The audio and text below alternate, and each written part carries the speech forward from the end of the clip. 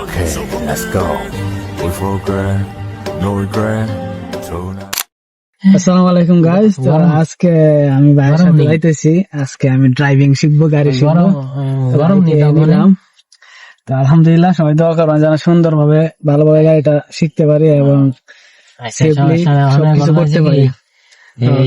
আজ আমার জীবনের নতুন একটি যাত্রা শুরু। জীবনে এর আগে কখনো স্টিয়ারিং এ বসিনি। গাড়ি চালানো সবসময় আমার একটা স্বপ্ন ছিল।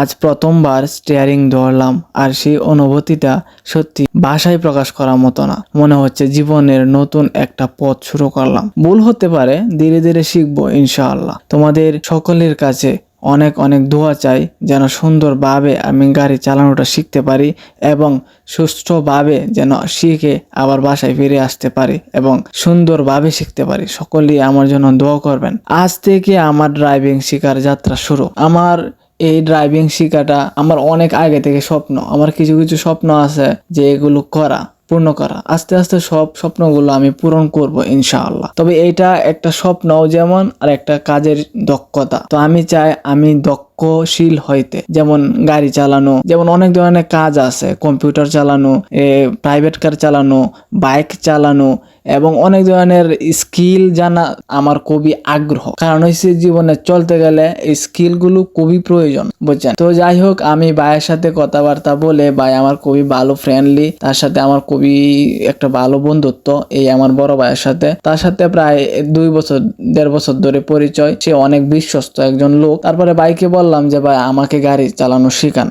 কিছুদিন আগে বলছিলাম। তারপরে এখন এত লম্বা একটা ঈদের ছুটি পাইছি, সেই জন্য এই ঈদের ছুটিটা কাজে লাগানোর জন্য আমি তাকে বললাম, ভাই আজকে থেকে তো আমার ঈদের ছুটি, তো আমি যে আপনাকে বলছিলাম আমাকে গাড়ি চালানো শেখানোর জন্য, এখন কি আপনি পারবেন? তারপরে বলতেছে আচ্ছা ঠিক আছে, আমি তাহলে তোমাকে বিকাল বেলা জানাই। তারপরে ভাইয়া চিন্তা ভাবনা করে বিকাল বেলা ডাইরেক্ট আমার বাসার কাছে চলে আসছে। এসে কল দিছে, বলতেছে যে মুস্তাকিম তুমি কোথায় আছো? আমি তো তোমার বাসার সামনে চলে আসছি, তুমি আসো, ভাই আসো। তারপর আমি রুম থেকে বাইরে গেলাম, ভাইয়ের সাথে অনেকক্ষণ কথা বললাম। কথাবার্তা বলে তারপরে ভাইকে ফিক্সড করলাম যে ভাই আপনি আমাকে গাড়ি শিখাইবেন, একদম টোটালি শিখাইবেন। আপনার এটা চুক্তি, এটা আলাদা একটা কাজ এবং দায়িত্ব দিলাম আপনাকে। মানে এক কথায় আপনি আমাকে কাজ শিখাবেন, মানে ড্রাইভিংটা একদম টোটালি শিখাইবেন, এটা আপনার দায়িত্ব। তো তারপরে ভাইয়ের সাথে কথাবার্তা বলে তারপরে ভাইয়ের সাথে চলে গেলাম এবং দেখতে আছেন যে আমি গাড়ি চালাইতেছি। অবশেষে গাড়ি চালাইলাম, স্টিয়ারিং এ বসলাম, স্টিয়ার ধরলাম, ওফ শান্তি, এত ভালো লাগলো বলার মতো ভাষা নাই। সবাই আমার জন্য দোয়া করবেন যেন সুন্দরভাবে সুষ্ঠুভাবে কাজটা শেষ করতে পারি। তারপর অবশেষে গাড়ি